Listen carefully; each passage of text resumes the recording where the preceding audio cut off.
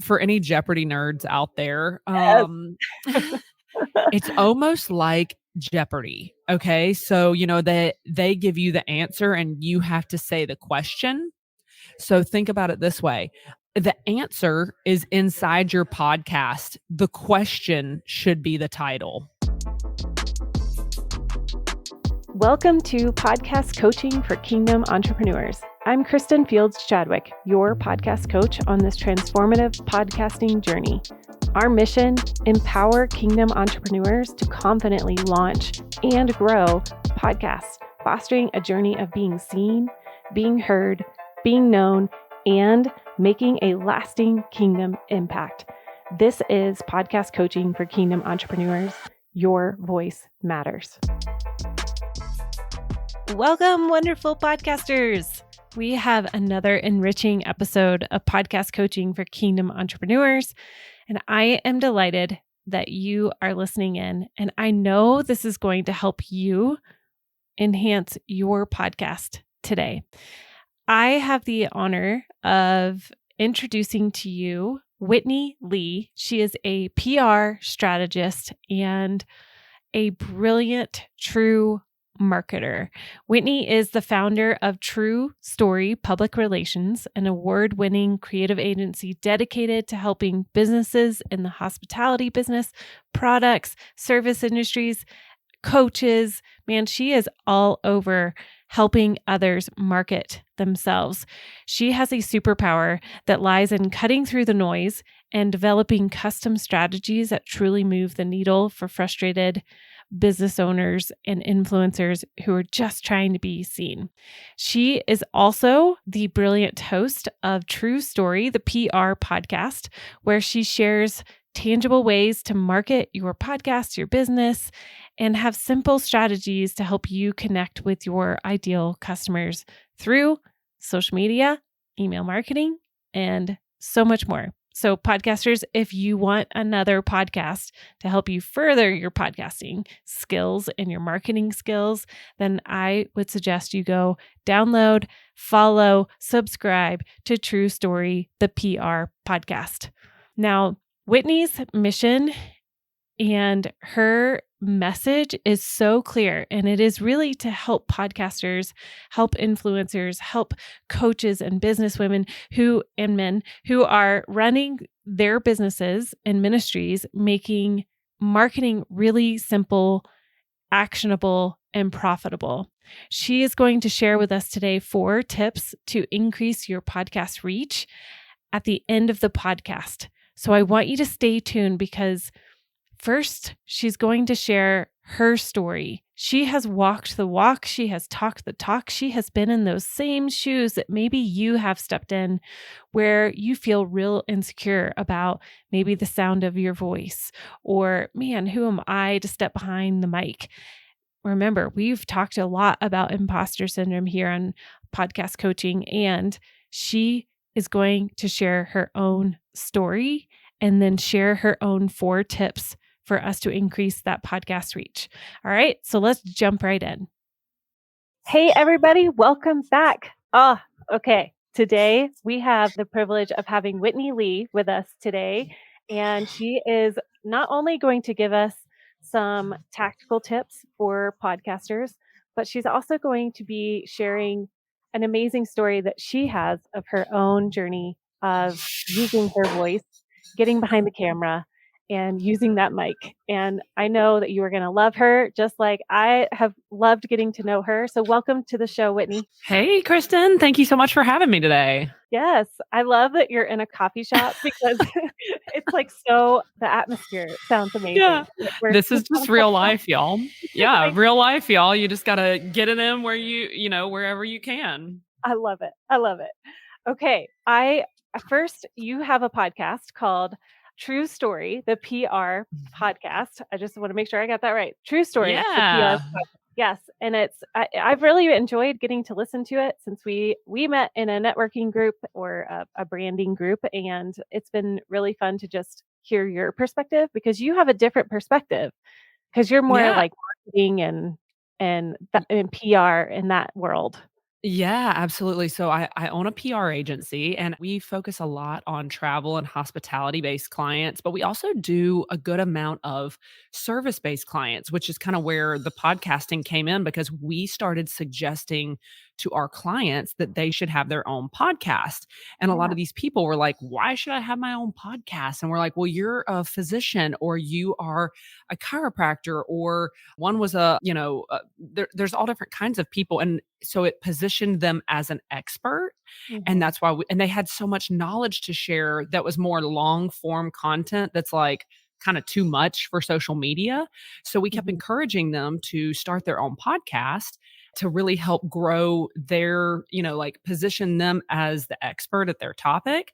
And before long, then I was like, maybe I should do my own podcast. So that's kind of how, and I'm a huge podcast listener in general. I honestly listen to more podcasts than I do music now. Like I I used to drive know. around in my car listening to music, and now I'm like, no, I love listening to podcasts. So it's been such a fun journey, and we actually have someone on our team now that edits podcasts for our clients and everything. But we also help them a lot with the strategy because what's amazing to me is people that are experts sometimes don't realize how much of an expert they are or what they should be sharing. It's such common knowledge to them, right? They've known Uh-huh. this for years. They went to school for it. It's not that big of a deal. But to other people, it's like really valuable knowledge. So, we have been in the podcasting space for our clients and for our agency for probably, I don't know, maybe like 5 years, three to 5 years. Mhm.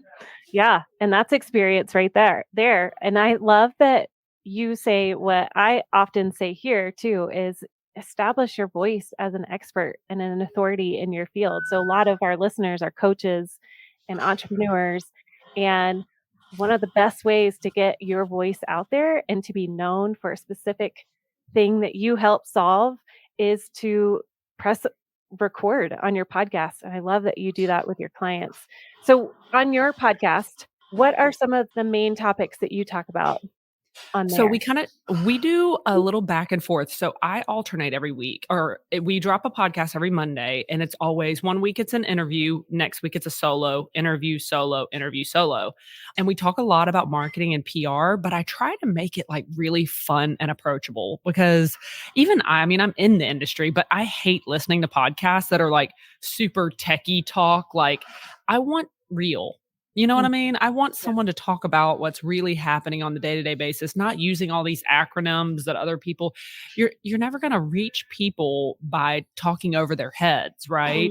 Mm, yeah. Podcasting, in my opinion, is like social media from the standpoint that like it needs to be authentic and real and down to earth. Like, yes, you are an expert, but you don't have to use big words or crazy terminology to make people respect your knowledge. In fact, I think that's why people listen to our podcast is because it's not that way. It's fun and it's approachable and it's like talking with your coworker in the office about what you're going through that day. And the same thing with my interviews. I just tell the people that come on my show, I'm like, don't don't feel like you have to this isn't an educational seminar, right? This is real talk. I just want you to be yourself and shoot everybody straight as if you're talking to a friend.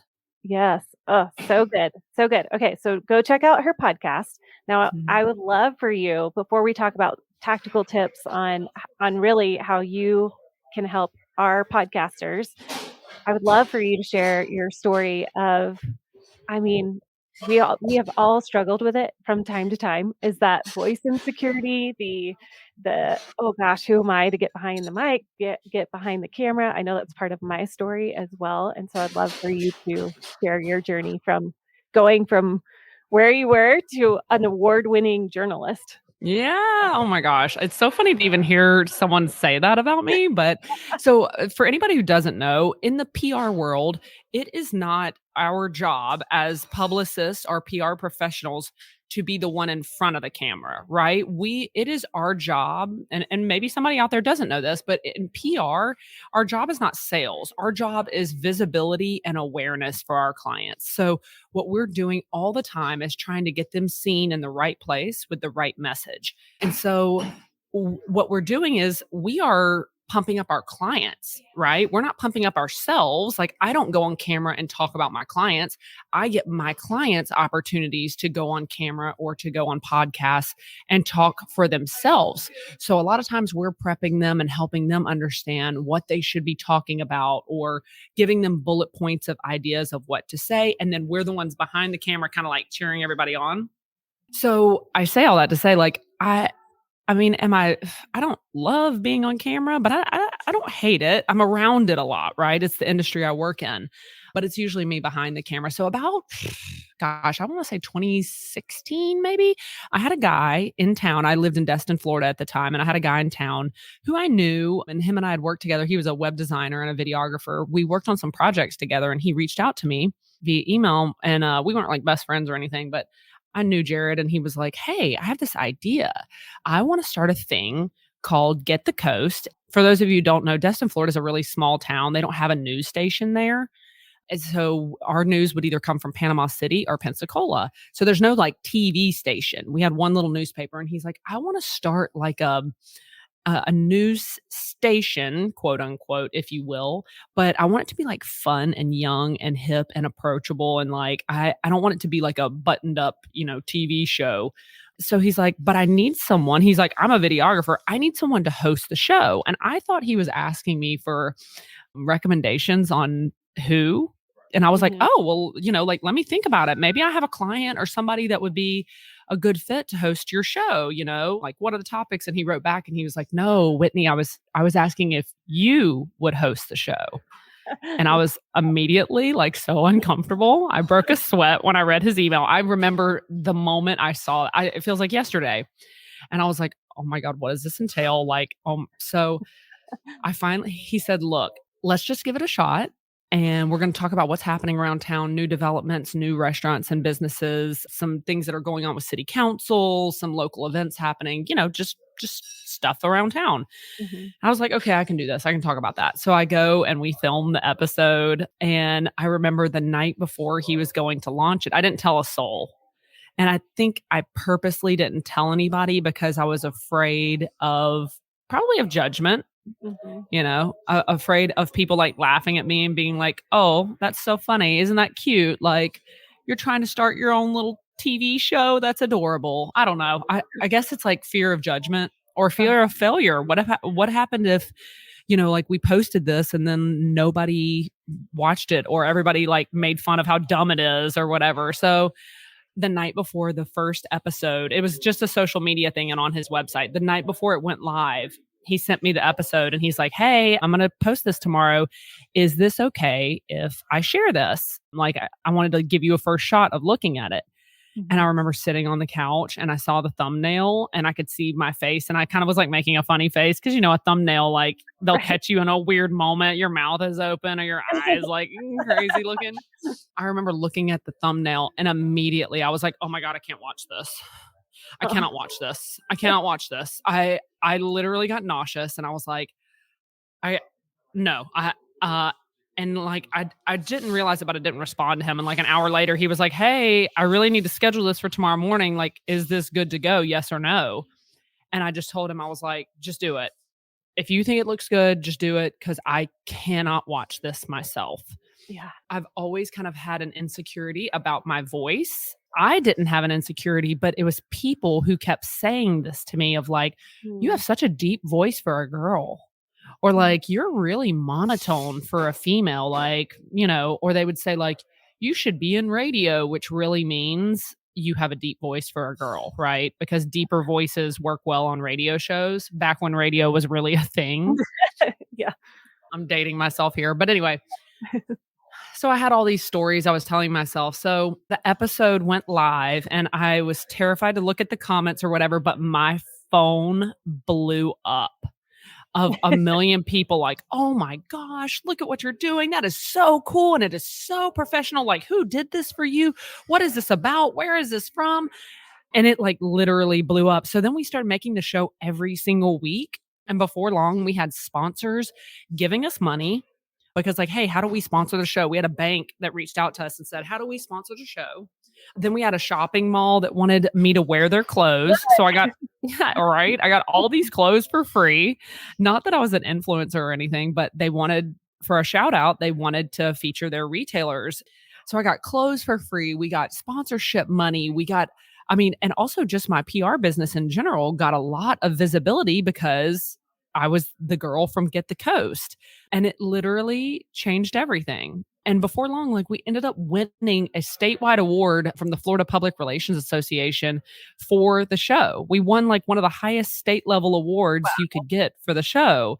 And I just always think back to myself of like, you know, if I would, my first reaction was to tell him no or to offer someone else in my place. That's what, as a publicist, that was my first thought was like, I should just, I should offer up a client or something. But I'm so grateful I said yes and pushed myself out of my comfort zone because I made a lot of money on it. That's cool. That's the smallest benefit I got from all of it, but it is cool. We like money. I made money off of it. I got fun clothes out of it. I got to meet amazing people that I interviewed on the show. But more than, and the award, all of that is cool. But more than that, I like developed this belief in myself of like, I am good enough to be on camera. Yes. You know what I mean? Like I can do this. You know, I before I guess it was always I'm not pretty enough. I'm not skinny enough. I'm not. My voice sounds like a guy. All these stories I was telling myself. Yeah. And so I guess I'm just so grateful that I got out of my own way. You know.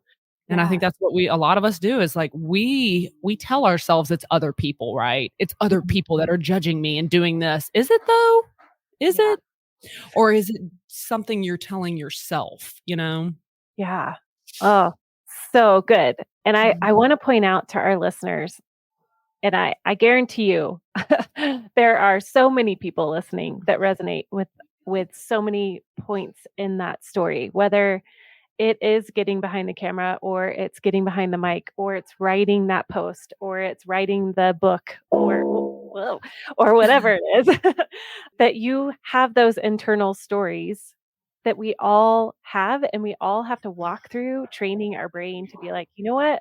Yep, I hear that. And I'm going to move forward in a brave way. It doesn't mean that I'm not going to be totally scared doing it, or maybe there's going to be that narrative going on in my brain and I'm choosing to do it anyway, because then we're starting to prove to ourselves, hey, we can show up and we are enough and we are worthy of sitting at the table, at the mic, at the in front of the camera, any of those things that applies to. So I love that. And I think it's such a cool story of going from being the publicist to now you're the public figure of that of that TV show and how well it did. And so kudos to you for saying yes, even though it was scary.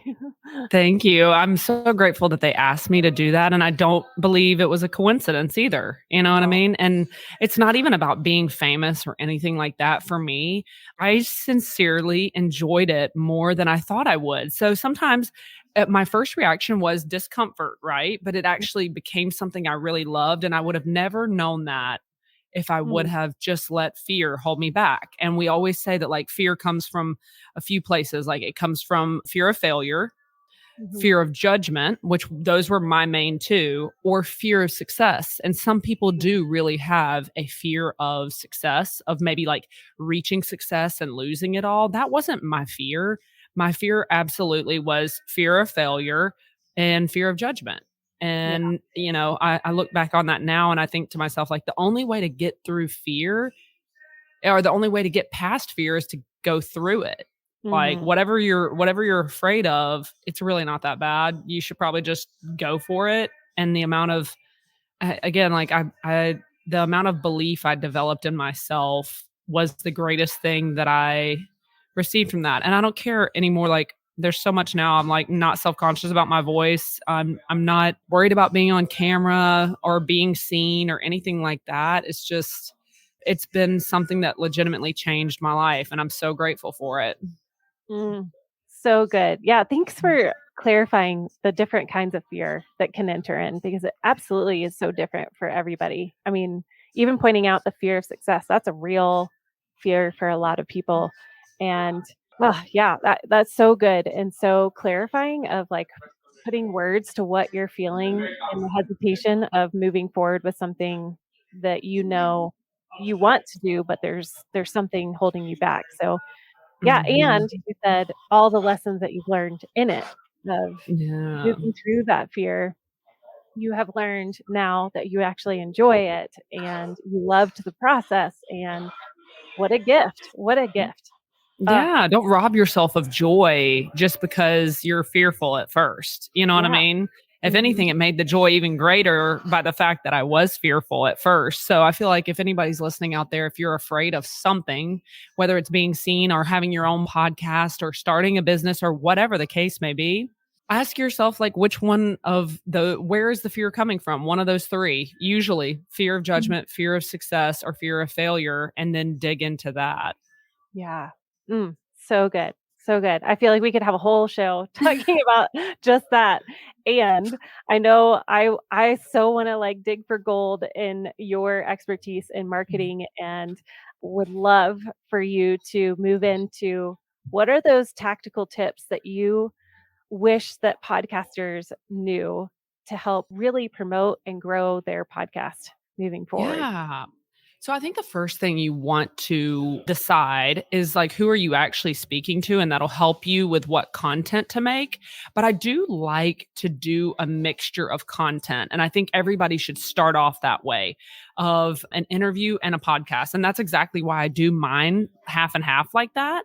But because some people love listening to interviews, but some people also love listening to solo podcasts. And I Yep. find that a lot of podcasters don't know what to talk about. And so they just do all interviews because that helps. It kind of puts the ball in the other person's court, right? Like you've got Mhm. someone to talk to and you're not in this awkward moment of like feeling like you have to make a presentation. Mhm. But I will say this: interviews are great for helping your show get more exposure. You know, it's great to like feature and connect with another expert on a topic similar to yours. So that's great, but interviews, the main purpose of an interview at the end of the day is to help your show get more exposure. But what I find is actually solo episodes are more successful usually. Mhm. And I think that's because if someone's listening into your podcast regularly, they like you and they're Yep. resonating with you and your knowledge and they want to hear from you. So we actually see a lot of times that solo episodes do better than interview episodes. So Mhm. I encourage you for your podcast, that's the first tip, is to test it out. Okay. Try a little bit of both. Try interviews, try solos, and look at the data. I'm a total data nerd of like, Me too. you can't operate your business. And we do this for our clients too in the agency. We don't operate our business off of feelings. Yeah, we have a lot of experience and we've been doing this for a long time, but that doesn't mean anything. Things Mm. change, industries change, different audiences want different things. You can't operate off of feelings. You have to operate off of facts. Mhm. So I would encourage you, whatever platform you're using, like we used Anchor for a while. I think Anchor got bought out, so it's I guess Spotify Spotify. now. Mhm. Mhm. But I do log in there and I look and I see which episodes get the highest visibility and the most listens and all that good stuff because that tells me what type of content my people like and I Mhm. know to continue making that. So Mhm. it sounds overly simple, but start by testing it, interview solo, and just look at the data.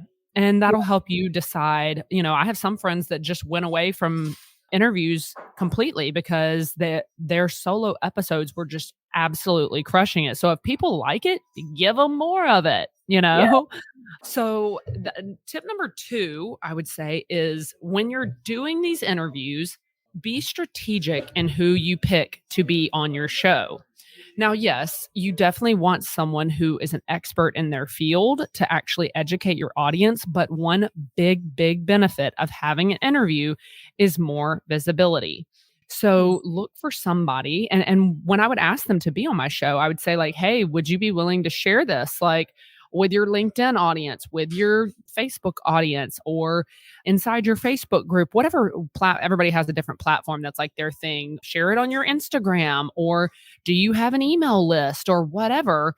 that's one of the first things I ask them is getting their buy-in to help promote the episode. So Mhm. strategically, I look for people who are experts, but they also are very active in promoting themselves and their brand. So take a peek and see, check them out on multiple different platforms. And a lot of times I find great guests from other interviews. I Mhm. hear them being an interview on someone else's, and I'm like, "Oh my gosh, I love their style and their take on things, like, I should totally have them on my show." And also another great resource is a platform called Listen Notes. I don't know if y'all Mhm. have ever talked about Listen Notes on the show, but it is an incredible resource to find good topics and good people and Mm. other good podcasts. I think it's a great opportunity to reach out to other podcasters and say, "Hey, can we do a swap? Maybe I'm on yours, you're on mine." Like, so be strategic in who you are inviting to be a guest. It needs to be someone within your realm who can provide value to your audience, but at the same time, like, you want them to promote it so that it helps your podcast reach more people. So that is probably what I would say is number 2. Okay. Yeah, hopefully this isn't too much. I'm like, Oh, we'll all have good. to drop this in the show notes because I'm a nerd sometimes and I like write down stuff I hear on podcasts, or I'll be driving and I'm like, I need to write this down. Me So too. Yes. Yep. I'm taking notes right now for our show notes, so all oh good. my gosh. I have 2 more, and the Okay. last one is definitely the most valuable that a lot of people miss. So, the next one is sharing on all of your platforms. So, sharing on all of your platforms. I know this sounds really elementary, but it's Mhm. actually a huge thing, and a lot of podcasters don't do it. You definitely need to have a plan on, I have my team every Monday when the podcast episode goes live. It immediately goes on all of our social media platforms. So Facebook, Instagram, and LinkedIn. We also take the episode and we write a description of the episode, and we have a blog page on our website. We actually don't put it on YouTube yet, but we really should be. We're going to be doing that in 2024 because we film through Riverside where it gets the video. You can also film on Zoom or whatever, but YouTube is an incredible platform. So I want to make sure you are utilizing all of your ways to promote it. Yeah. So, the first thing I would do is if you're recording on StreamYard or Riverside or Zoom or whatever, I want you to pull video that makes your guest look really, really smart. Not you, makes Mhm. your guest look really smart because they are more likely to share it if it's a moment that they make a really good point, right? So Mhm. pull some video snippets, and that needs to be what you promote on all of your channels. And you could do different if there's like several video snippets, absolutely more power to you.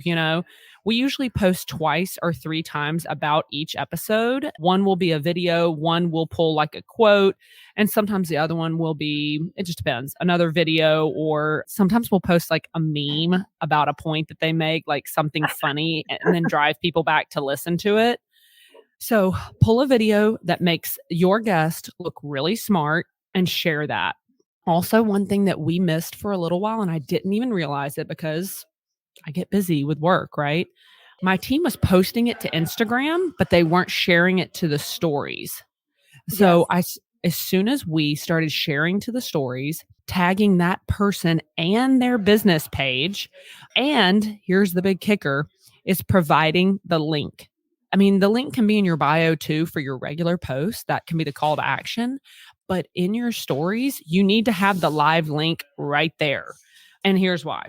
If you make people go through all these steps, they're just not going to do it at the end of the day. If I've learned anything about being a marketer, you have to make stuff so simple, crystal clear of so and so's on the podcast. We talk about this. Click here to listen now. I even make the button say, listen to my podcast or listen now. Because Uh-huh. if you don't provide them that link, they're not going to go digging for it, y'all. I promise.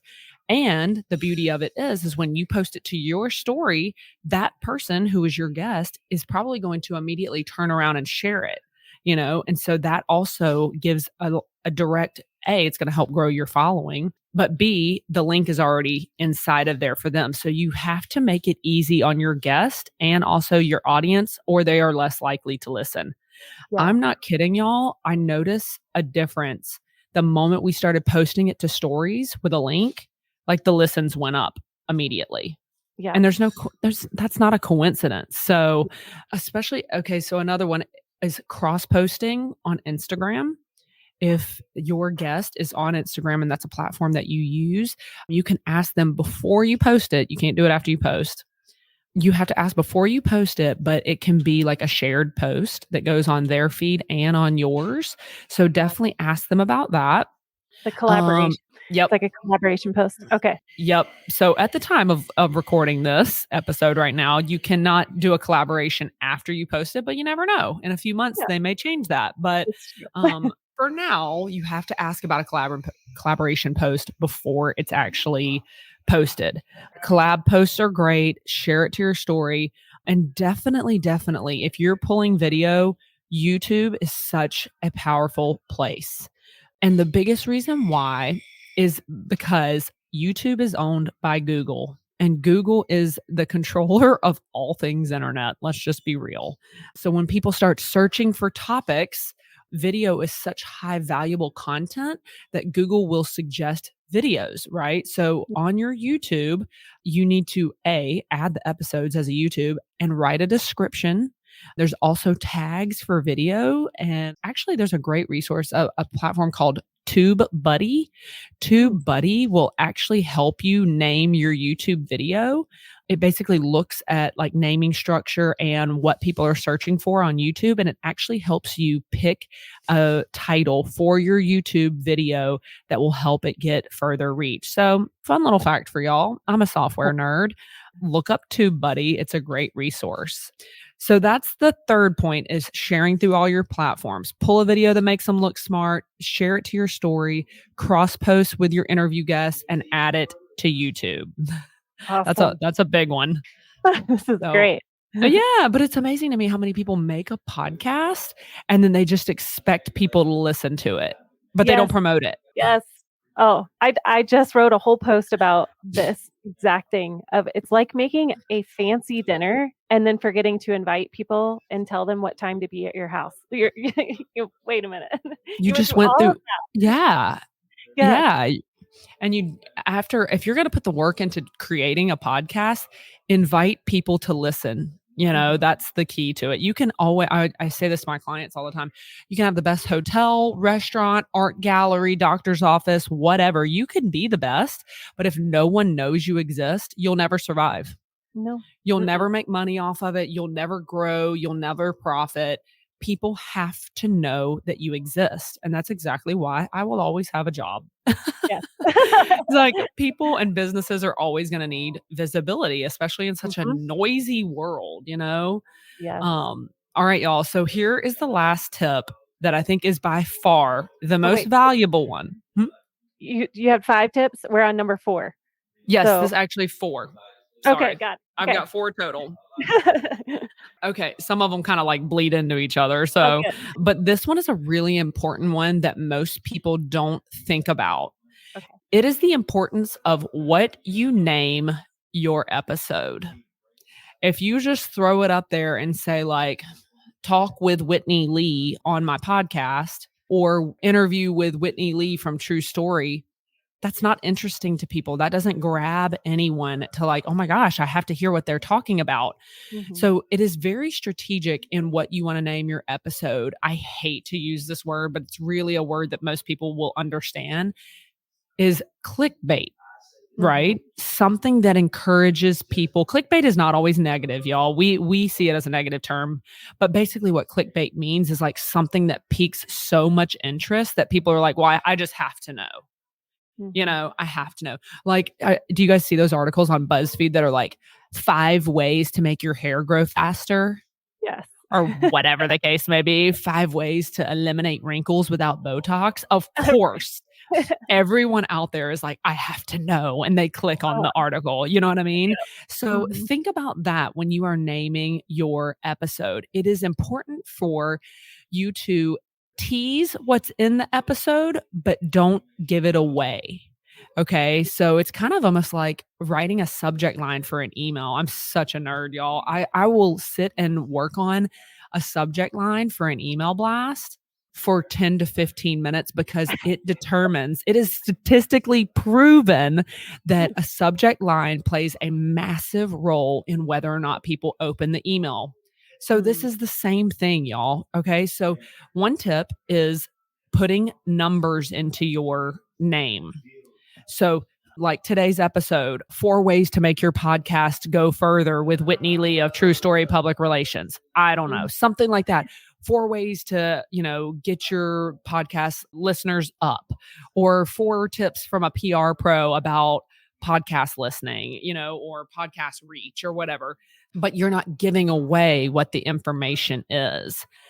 I actually had an episode on my podcast recently with a woman who is an incredible expert. She was the head of HR and communications at Whataburger for over 20 years.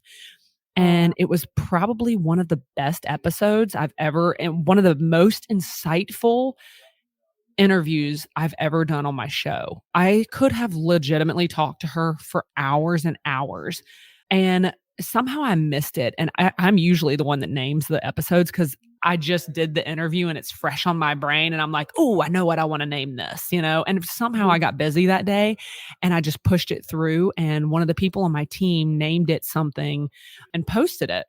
And the name was just kind of like, like how to have a good work culture, or it was like work, office culture with Pam Nimick or something like that. And the episode got like no love. And when I started digging into it, I saw the episode name and I was like, oh, how did I miss this? And I went inside of the platform and I looked at the data and it was like getting no listens. And I was like, this is insane. This woman has a huge LinkedIn following. Also, she's an incredible expert. Like, how did this happen? And I looked at the episode name and I'm like, okay, I'm going to change the name. I changed the name to I can't even remember, y'all. It was like 5 ways to increase your team's productivity or something like that with Pam Nimick. And immediately the episode skyrocketed.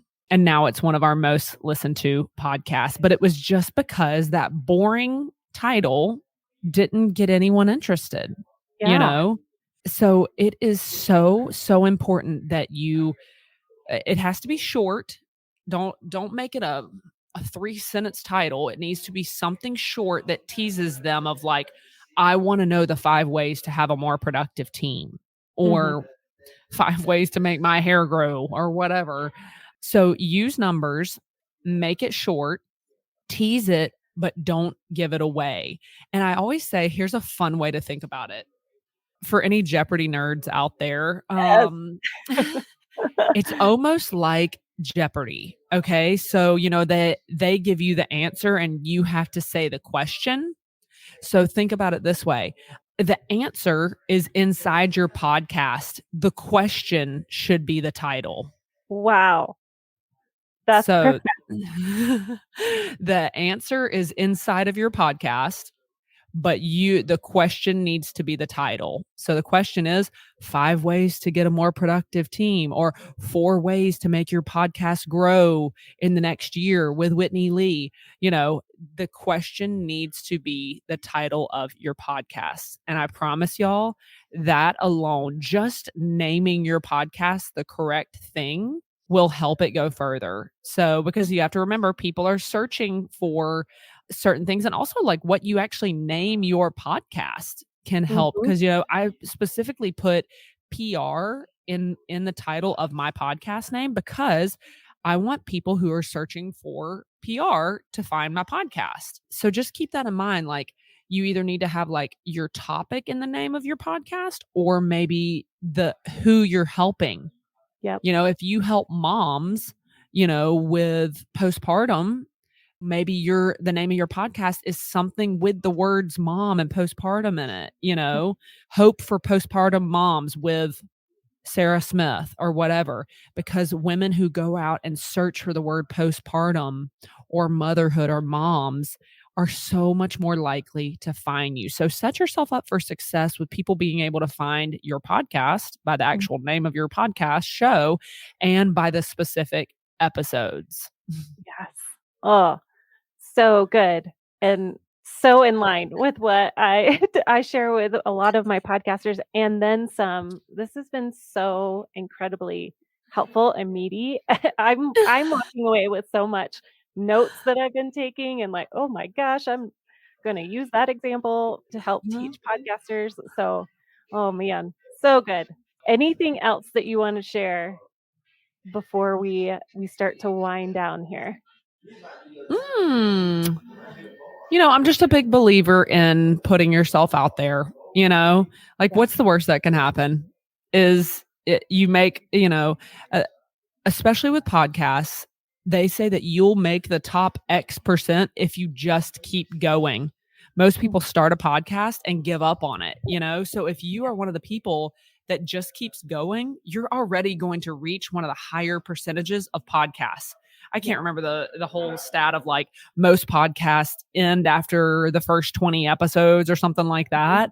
So if you just stick with it, you're going to go further than most people do. And I think that's true to be said in a lot of things in life is like our world is so obsessed with immediate gratification that if you Mhm. try something and it immediately doesn't get a million views, it immediately doesn't make you thousands of dollars, people are like, well, this must not be for me. Yeah. And I tell my clients that too with PR is like, this doesn't happen overnight. Do some people go viral on social? Cool. And your dance video gets a million views? Great. More power to you.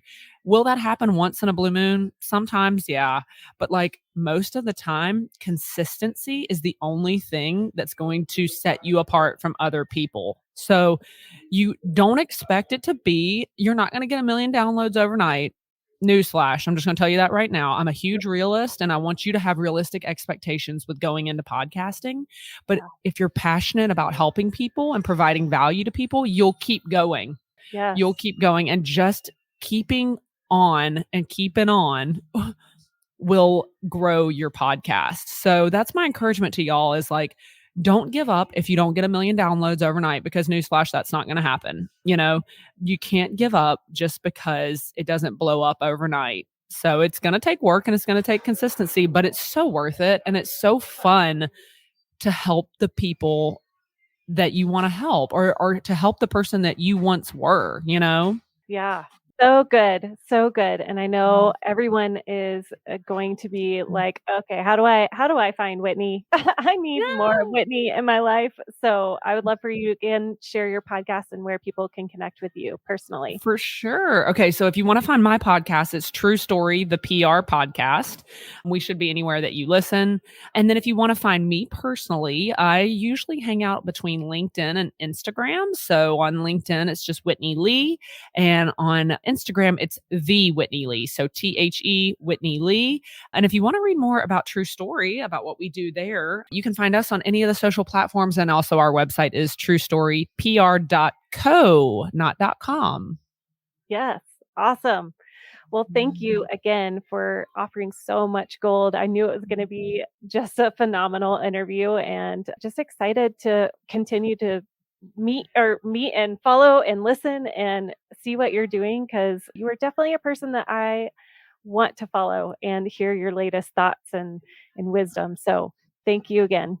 Oh, well, thank you so much for having me on the show. I would love to connect with y'all and yeah, listen to the podcast. It's a lot of just fun, free advice about how to market your business or your podcast. Awesome. Thanks. Thanks for listening today. Hey, I want you to know that there is an opportunity for you and I to connect. I would love to do that. Find a link below and we can schedule a one-on-one free 15-minute consultation. I want to hear, where are you in your podcasting journey and how can I help serve you and help you bring that kingdom impact dream into reality?